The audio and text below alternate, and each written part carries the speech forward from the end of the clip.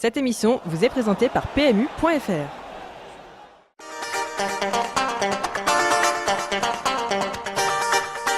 Bonjour à tous, on démarre cette édition en France où le choc PSG-Lille a tenu toutes ses promesses en clôture de la 19e journée de Ligue 1. Quel match, s'exclame ainsi le quotidien L'Équipe qui a apprécié le jeu et le spectacle proposé par les deux équipes. Mais en France, l'information du jour nous vient du Morbihan avec l'annonce du départ estival de Lorient de l'emblématique Christian Gourcuff. Direction désormais l'Italie où l'Inter Milan a remporté hier soir le derby milanais au terme d'un match très haché et très pauvre techniquement. Le salut des Nerazzurri est venu du talon de l'Argentin Palacio qui a offert 3 points précieux à l'Inter grâce à une super matchère. Sans transition, on file en Espagne où le Real Madrid s'en est remis au talent de Jesse Rodriguez pour glaner 3 points précieux à Valence. C'est le but le plus important de ma carrière, a lancé après le match le jeune Canterano. Et selon El Confidencial, les supporters du Real peuvent remercier Zidane qui, comme avec Benzema, a toujours soutenu le jeune ailier madrilène, insistant même pour qu'il ne soit pas vendu cet été. Une confiance qui explique ainsi pourquoi le jeune Jesse a sauté dans les bras d'El Maestro après sa réalisation décisive. Du côté de Valence, la presse sportive parle de vol en allusion au but de CR7 entaché d'une position de hors-jeu.